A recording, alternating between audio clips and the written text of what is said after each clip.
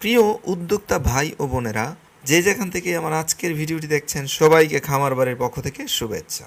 আজকে আমরা জানার চেষ্টা করব 10টি দেশি মুরগি পালনে আপনি কিভাবে লাভবান হবেন, কত টাকা খরচ হবে, কিভাবে শুরু করলে লস হওয়ার সম্ভাবনা 0%। মূল ভিডিওতে যাওয়ার আগে যারা এখন আমার চ্যানেলটি সাবস্ক্রাইব করেনি দ্রুত সাবস্ক্রাইব করে নিন, তাহলে আমার চ্যানেলে আপলোড করা দেশি মুরগি ও খামার ব্যবস্থাপনার উপর ভিডিও আসলে আপনি আর মিস করবেন না। প্রথমেই চলেন জেনে নিই 10টি দেশি মুরগি আপনি কেন পালন করবেন। দেশি মুরগি পালনের মাধ্যমে আপনি আপনার বাসার ডিম ও মাংসের চাহিদা মেটাতে পারবেন, পাশাপাশি একটা বাড়তি আয়েরও সুযোগ আছে। বাজার থেকে কেনা ডিম ও মুরগিগুলো পরিবারের জন্য নিরাপদ না। এছাড়াও বাজার থেকে যেই দেশি মুরগিগুলো আপনি কিনবেন, এই দেশি মুরগিগুলো দ্রুত ওজনে আসার জন্য প্রচুর পরিমাণ ফিড খাওয়ানো হয়েছে। তাই প্রিয়জনের মুখে নিরাপদ খাদ্য তুলে দিতে পারবেন আপনি যদি 10টি দেশি মুরগি পালন করেন। এছাড়াও সঠিক নিয়মে দেশি মুরগি পালনের মাধ্যমে আপনি দ্রুত সফলতা লাভ করতে পারবেন। দেশি মুরগির বাচ্চা যেহেতু মুরগি কুচে বসে ফুটায় এবং নিজের বাচ্চা নিজেই লালন পালন করে, তাই মুরগির বাচ্চা নিয়ে আপনাকে বাড়তি কোনো ঝামেলা পোহাতে হবে না। এছাড়াও আপনি অল্প সময়ের মাধ্যমে ফার্মকে আরও বড় বানাতে পারবেন কোনো রকমের অতিরিক্ত পুঁজি ছাড়া। এবার চলুন জেনে নিই 10টি দেশি মুরগিতে আপনি কত টাকা লাভ করতে পারবেন। আমি এখন আপনাকে যেই হিসাবটি দিব এইটা আসলে কোনো মন গড়া হিসাব না।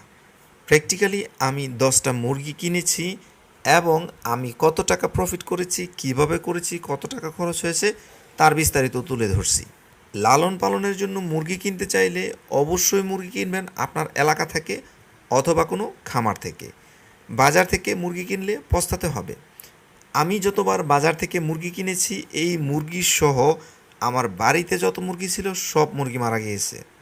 ব্যতিক্রমটা আপনার ক্ষেত্রে ঘটতে পারে, তবে বেশিরভাগ ক্ষেত্রেই আপনি যখন বাজার থেকে মুরগি কিনে নিয়ে আসবেন, আপনি যে মুরগিটা কিনে নিয়ে আসবেন হয়তো এই মুরগিটা ভালো সুস্থ, কিন্তু এই মুরগিটা যেইখানে রেখে বিক্রি করা হয়েছে ওইখানে কোনো একটা মুরগি ভাইরাসে আক্রান্ত হতে পারে, আর ওই ভাইরাসটা আপনার মুরগির মাধ্যমে বহন করে চলে আসছে আপনার বাসায় এবং আপনার একটু অসচেতনতার কারণে এই মুরগিসহ বাসার সমস্ত মুরগি মারা যেতে পারে। আমি মুরগি কেনার আগে আম্মাকে বলেছিলাম অ্যাডাল্ট মুরগি, যেই মুরগি ডিম দেয় বা ডিম দিয়েছে কিন্তু খুব বেশি বয়স না, হয়তো 1-2বার ডিম দিয়েছে, এমন মুরগি কেনার জন্য। আম্মা বলেছে এমন মুরগি পাওয়া যাবে না। তারপর আম্মাকে বলেছিলাম আপনি একটু চেষ্টা করেন। 2-3টা বারই খোঁজ নেওয়ার পরেই আমরা পেয়ে গিয়েছিলাম 10টা মুরগি। এই 10টা মুরগির মধ্যে আমাদের 2টা ছিল মোরগ এবং 8টা ছিল মুরগি। আপনি কেনার সময় 10টা মুরগির মধ্যে একটা মোরগ রাখলেও চলবে। আর অবশ্যই মুরগি কেনার সময় চেষ্টা করবেন অ্যাডাল্ট মুরগি কেনার জন্য, কেননা বাচ্চা মুরগি লালন পালন করে বড় করে ডিম নিতে নিতে আপনার ধৈর্যের বিচ্যুতি ঘটবে। আমার কাছে একটা মুরগের দাম নিয়েছে 600 টাকা, একটা মুরগের দাম নিয়েছে 700 টাকা। সব মিলায়ে আমার মুরগির দাম পড়েছে 5300 টাকা। আমি মুরগি কেনার পরের দিন থেকেই ডিম পাওয়া শুরু করেছি। প্রথম দিন একটা ডিম পেয়েছি, তারপরের দিন 2টা ডিম পেয়েছি এবং পরবর্তীতে 1টা 2টা, তারপর 3টা 4টা, আমি সর্বোচ্চ 5টা ডিমও পেয়েছি এবং আমার একটা মুরগিতে সর্বোচ্চ 22টা ডিম পেরেছে। যেহেতু আমরা লাভ লসের হিসাব করব, তাই প্রত্যেকটা খরচ পুঙ্খানুপুঙ্খানু ধরে নিতে হবে। আমাকে নতুন করে মুরগির জন্য আলাদা কোনো ঘর করতে হয়নি, আমাদের আগে থেকেই ঘর ছিল। আপনার যদি মুরগির জন্য ঘর না থাকে সেক্ষেত্রে আপনি খাঁচায় মুরগি লালন পালন করতে পারেন, অথবা বাহিরে 1-2 হাজার টাকা খরচ করে একটা মুরগির জন্য ঘর বানিয়ে নিতে পারেন। এই খাঁচা বা ঘর নির্মাণের খরচটা আমি এখানে যুক্ত করছি না, কেননা এই খাঁচা বা ঘরটা আপনার থেকে যাচ্ছে, আপনি পরবর্তীতেও এই জায়গায় আরও মুরগি লালন পালন করতে পারবেন। কিন্তু মুরগির খাবারের হিসাবটা আমরা অবশ্যই করব। আমি মুক্তচারণ পদ্ধতিতে মুরগি লালন পালন করি। আমাকে মুরগিতে তেমন কোনো খাবার দিতে হয় না। খাবারের মধ্যে আমি চালের খুদ এবং গম দিই। অন অ্যাভারেজে আমার 1 কেজি খাবারে 4 থেকে 5 দিন চলে যায়। আমি যদি 1 মাসের হিসাব করি তাহলে আমার লাগতেছে প্রায় 8 কেজি খাবার। এই খাবারগুলোর দাম 45 থেকে 50 টাকা। 8 কেজি খাবারের দাম চলে আসে প্রায় 400 টাকা। আল্লাহর রহমতে আমার মুরগিগুলো মাঝে মধ্যে একদিন গ্যাপ দিয়ে ডিম পারলেও মোটামুটি ভালোই ডিম পেরেছে। যদিও সবগুলা মুরগি একসাথে ডিম পারেনি, তাও আমি ধরে নিচ্ছি 1 থেকে 1.5 মাসের মধ্যে আমার প্রত্যেকটা মুরগি অ্যাভারেজে প্রায় 15টা ডিম পেড়েছে। কোনো মুরগি থেকে আমি ডিম বেশি পেয়েছি, কোনো মুরগি থেকে ডিম আমি কম পেয়েছি। আমি অ্যাভারেজে ধরে নিচ্ছি 15টা। তাহলে 8টা মুরগি থেকে আমি ডিম পাচ্ছি প্রায় 120টা। আমি কিন্তু আমার এই ডিমগুলো অলরেডি কুচে বসিয়েছি এবং আমি বাচ্চাও পেয়েছি। একটা মুরগি থেকে আমি 17টা বাচ্চা পেয়েছি। 120টা ডিম যদি আমি কুচে বসাই, আমি ধরে নিচ্ছি যে আমার 20টা ডিম নষ্ট হয়ে যাবে। তাও আমার 100টা বাচ্চা ফুটবে।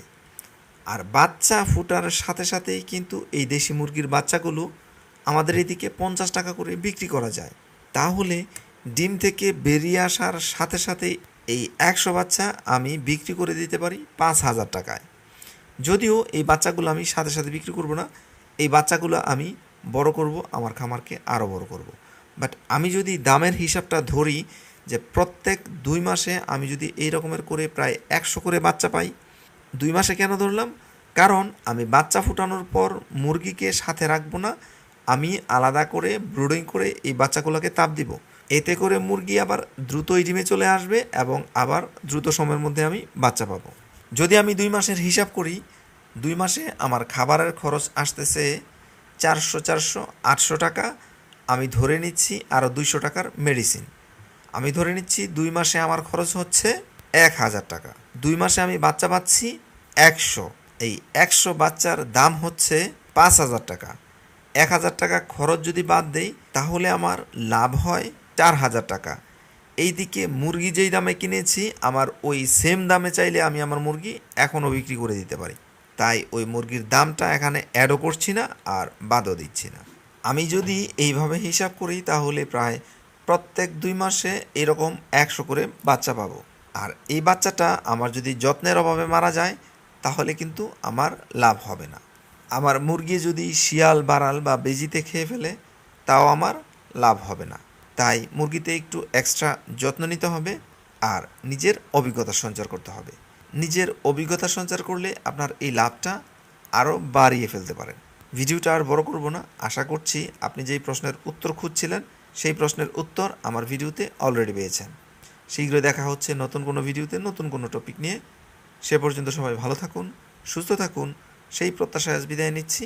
আল্লাহ হাফেজ।